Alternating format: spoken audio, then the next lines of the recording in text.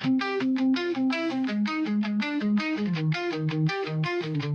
sea to shining sea, we stand so tall. Voices raised for freedom where we all call. Pledges made with open hearts under the starry sky. Learning from the past, we find our way today. 9 o'clock rings, proud and aligned we stand. TFs whisper softly, bravery we understand. Rising together through trials and strife, our unity strong like a bond of life. We gather at 9, hand in hand we hold. For freedom's sake, our voices bold and bold. Through history's lessons, we find our strength. Together we rise, with hope and our length. From every corner, we come with a purpose, united in spirit and freedom's great trust. No matter the challenge, we face it as one, with open hearts and minds. Our future is one. TFs echo softly, a symbol of might. Bravery in our hearts, in unity we fight. We gather at 9, hand in hand we'll hold. For freedom's sake, our voices bold and bold. Through history's lessons, we find our strength. Together we rise, with hope as our length.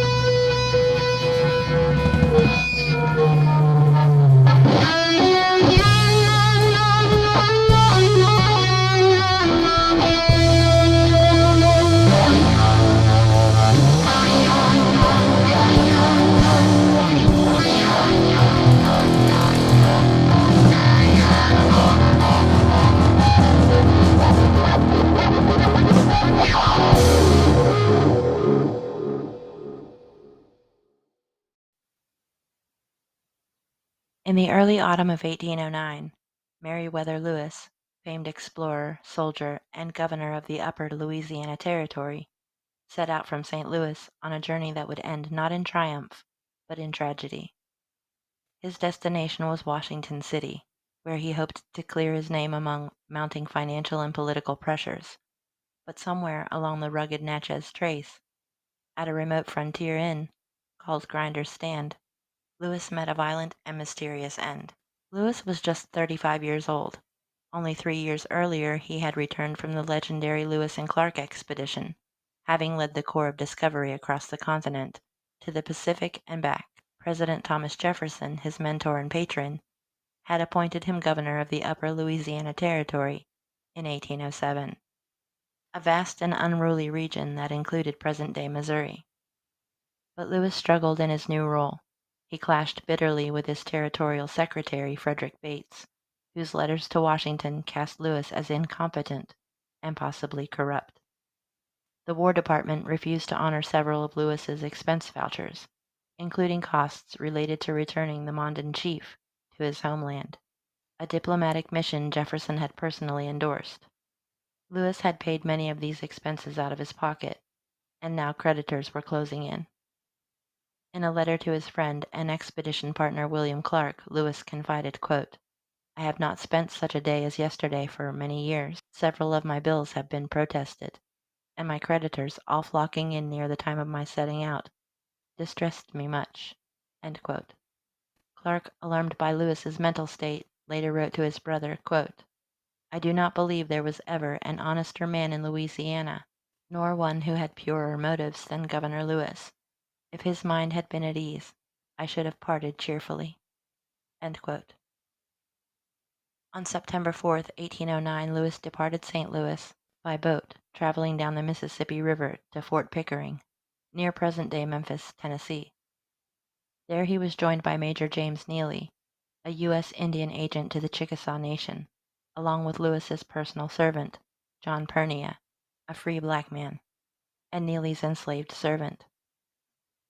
Lewis had originally planned to sail to New Orleans and then up the Atlantic coast to Washington, but rumors of war with Britain and fears that his expedition journals might fall into enemy hands prompted him to change course. He would travel overland via the Natchez Trace, a 450-mile wilderness road stretching from Natchez, Mississippi to Nashville, Tennessee. The trace was notorious for its dangers, bandits, wild animals, and treacherous terrain. But Lewis pressed on, carrying with him his journals, financial records, and a letter to Jefferson. He also carried multiple firearms, including pistols, a rifle, and a tomahawk. On the evening of October 10th, Lewis arrived at Grinder's Stand, a frontier inn operated by Robert and Priscilla Griner. The inn sat near Little Swan Creek, about 72 miles southwest of Nashville. Neely had stayed behind to search for runaway horses, leaving Lewis with only the two servants. Mrs. Griner later gave conflicting accounts of what happened that night. In one version, she said Lewis was agitated, pacing and talking to himself, like a lawyer. She claimed to hear gunshots around midnight, followed by Lewis crying out, "Oh Lord." In another version, she waited 2 hours before investigating, fearing for her own safety. When she finally entered Lewis's room, she found him bleeding from 2 gunshot wounds, one to the head and one to the abdomen.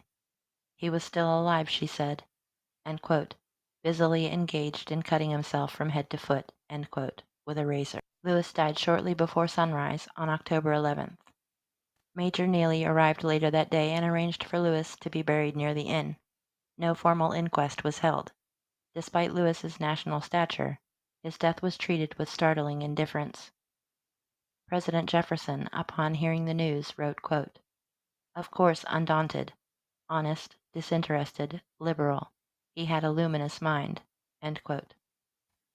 But Jefferson also acknowledged Lewis's, quote, "sensible depressions of mind," end quote, suggesting suicide was plausible. William Clark, however, was less certain. In a letter to Lewis's mother, he wrote, quote, "I fear the weight of his mind has overcome him." End quote. Yet Clark later expressed doubts, saying, quote, "I fear the melancholy end of my friend was not of his own doing." End quote. Murder or suicide? The debate over Lewis's death began almost immediately and continues to this day. The arguments for suicide are: Lewis had reportedly attempted suicide weeks earlier while staying at Fort Pickering.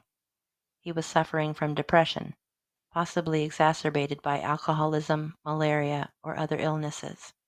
He had written a will and made arrangements for his papers to be sent to Jefferson, if anything should happen. The arguments for murder are: 2 gunshot wounds, one to the head, one to the abdomen, are unusual for suicide. No powder burns were reported, suggesting he may have been shot from a distance. His journals and financial records were never recovered. The Griners, previously impoverished, later moved to western Tennessee with enough money to buy land and enslaved laborers. In 1848, a Tennessee commission opened Lewis's grave and concluded he had been murdered, though they offered no forensic evidence. In recent decades, Lewis's descendants have petitioned the National Park Service to exhume the body for modern analysis, but the requests have been denied.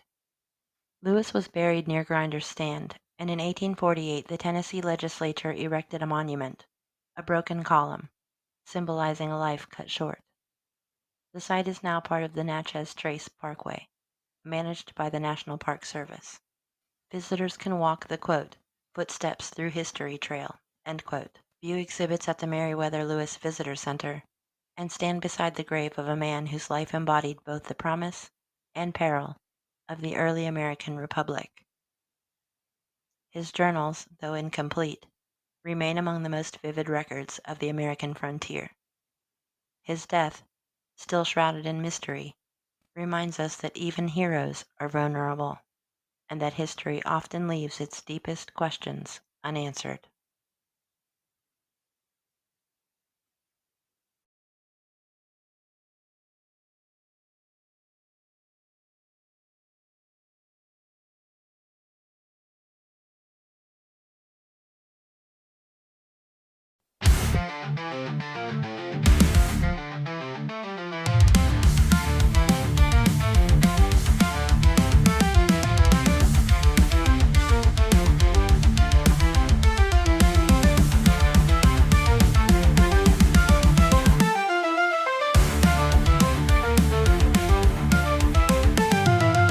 Under the starry sky we gather, honoring heroes past and present. Their bravery, our light to follow. United we stand forever. Raising the flag, in honor they rise. Stars shining bright in memory of the wise. We come together under one sky. United we rise for freedom's high. Memories of valor in our hearts they stay, fighting for what's right day by day. Through storms and sunshine we hold strong. With every step our spirits long. Raising the flag, in honor they rise. Stars shining bright in memory of the wise. We come together under one sky. United we rise for freedom's high. Raising the flag, in honor they rise. Stars shining bright in memory of the wise. We come together under one sky.